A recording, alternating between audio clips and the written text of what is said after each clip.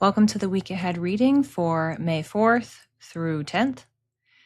Today we're going to be using cards from the Moonology Manifestation Oracle deck and the Moon deck, so 2 sets of Oracle cards.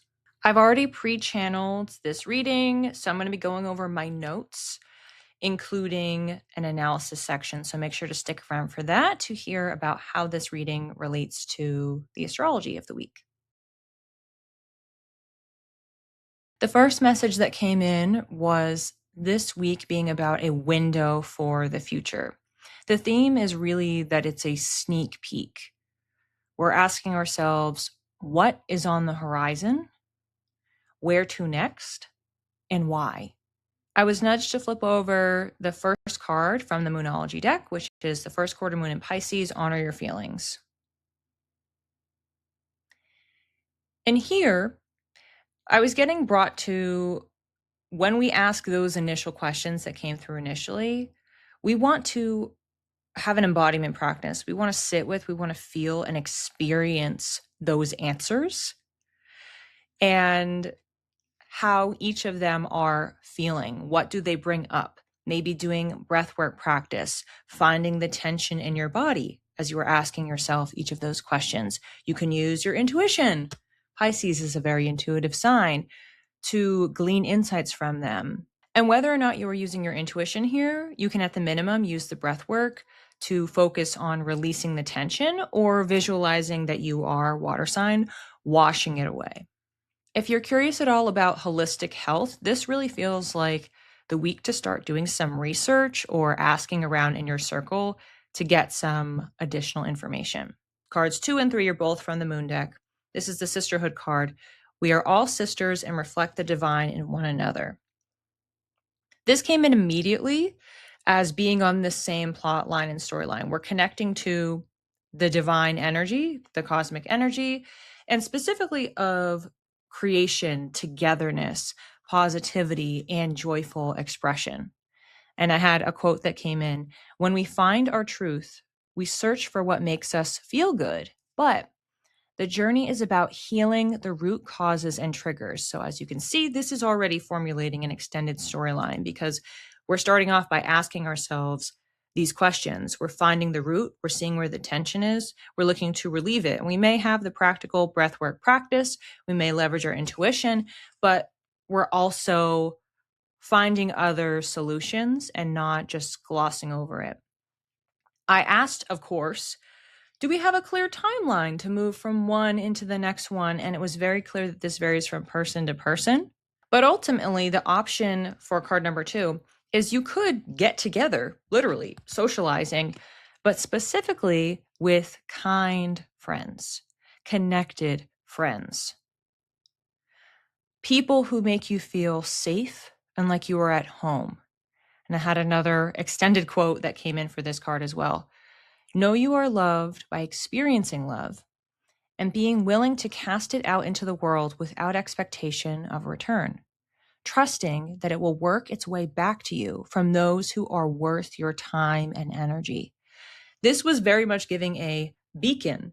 So you're going to cast that light out, that joy, the expression, the call for connection in a very compassionate way, in understanding and in like doing the work. Again, work feels a little bit too harsh, but doing the healing. And you're saying, hello, people out there, I'm looking to do some of that. And I am looking to do that and support other people and those who are called by that light, who are looking to be on the same page with you. Those are the people to start paying attention to start giving your time towards.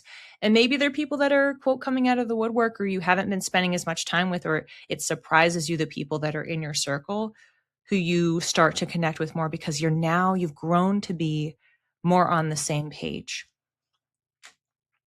So speaking of creation, the next card that we got and our final card for the reading is the movement card. Movement awakens my creative spirit. And as you can see here, this is also perfectly tied with exactly what we have been talking about. 1, Pisces, also known to be creative. What we were talking about here, it's this together, this movement from one into the other, this expression, which was coming through with the second card. We have a lot of options for suggested practices. So you can do breath work, journaling prompts. You can get together with very specific types of people for nurturance, for healing, for creative expression, for finding and seeking joy, quality time. And then you can also channel some of that energy. So this was coming through like this was about chi and prana. It doesn't necessarily mean movement is I am lifting 300 pounds at the gym. One example that came in is you could just be cleaning. You spend an hour and you're cleaning your living space. You're doing something that is physically having you move, but you're moving your energy around. It could be the energy of your space, but it's about the interaction. It's about the connection, the togetherness, which going back to Pisces as well, Pisces is known to be connected to all things, which can lead to overwhelm if we're overstimulated. But we have this through line of it's about us and it's about what's external and it's about what's so much bigger. The goal is to move this energy through and around you to open up pathways for inspiration and for new ideas. So by the end of this week, we'll have whatever this new wisdom is. But what was very clear in this reading is that it's not about a goal. It's not that we're trying to get to a goal of, I want to learn something by the end of the week. We're just trying to be, we're trying to connect, we're trying to tap in. That's what all of these cards are doing. And we have all these suggested practices, which may feel structured. You could test this out, and those are things that you could check off. You could try this other thing. And depending on the personality, you can figure out how you want to slot in there. That if you want to treat this like I want to tackle all of these to-dos for the week, and then hopefully I'll wind up there. Sure, you could do that if that's how you want to approach it. Otherwise, you may just find that you're just naturally doing this. But really the goal is we could use these containers, but we're trying to illuminate hidden parts of ourselves, connecting to our truth, and linking our soul and spirit with others and with source energy.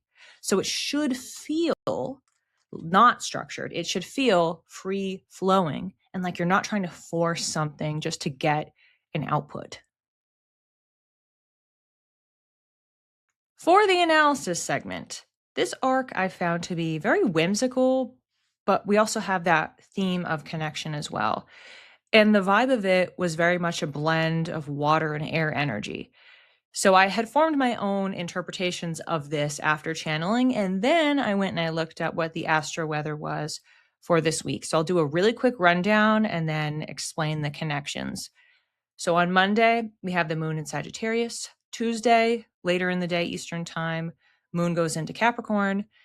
Then moon stays in the same sign, but we have Pluto stationing retrograde on Wednesday. So that's really the big moment of the week. Otherwise, all we're just talking about is the moon changing signs, which for me is still significant.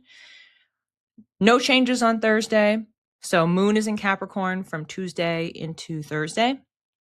Then we have moon going into Aquarius on Friday, and then moon into Pisces on Sunday. So ultimately, we have a heavy section of Capricorn, which is that grounding earth energy. We're developing practices. These are both seated, which is as a visual. We have two seated images here, 4 people sitting, and then we have the movement at the end. And at this point, we're out in different energy. We have the Friday and Sunday, we have Aquarius, which is air, moon, Pisces, creativity. So I think that part makes a lot of sense with the visuals, where the bulk of the week is sitting in the Capricorn energy, literally, because that Pluto retrograde, that's happening in Aquarius. So that activation is happening in Aquarius when the moon is in Capricorn, but then that's going to stay that way. That's going to be going on for quite a long period of time, months and months and months. It's just the starting point happens there. And then we have the moon going into Aquarius on the Friday. So we do have a heavy tilt, even though there's still a lot of earth energy because of the moon there. In the planet at large, where do we have all of our planetary activations?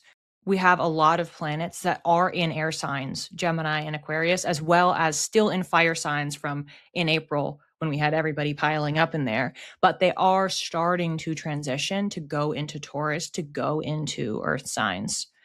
But it's going to be still pretty evenly distributed amongst these exact elements that we have been talking about. I also really like that we have the bookend of the first card of the week being Pisces and then the moon being in Pisces at the end of the week, as well as the two moons transiting being ruled by Jupiter. So we start off with the moon in Sagittarius, fire sign, ruled by Jupiter, and ending with Pisces, also ruled by Jupiter as well. So there is growth, expansion, wisdom that we are supposed to be understanding throughout the week. Make sure to watch my May Astro Weather reports up on YouTube to learn about the full astrology breakdown of the month in tandem with my 2026 Life Path calendar and blog. All of them paint slightly different pictures, have different types of details and information. So, depending on the view that you want, how deep you want to go, what you would like to understand, how you want it woven together or targeted, or if you want real-time updates, you can check all of those different resources, see what works for you, or combination of all the above.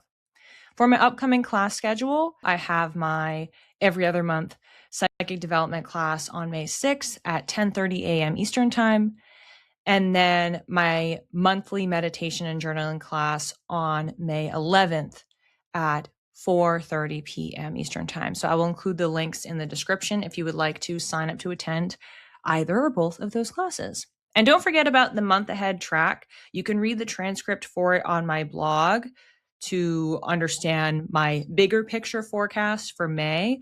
All of my 2026 forecasts I channeled back in September of 2025.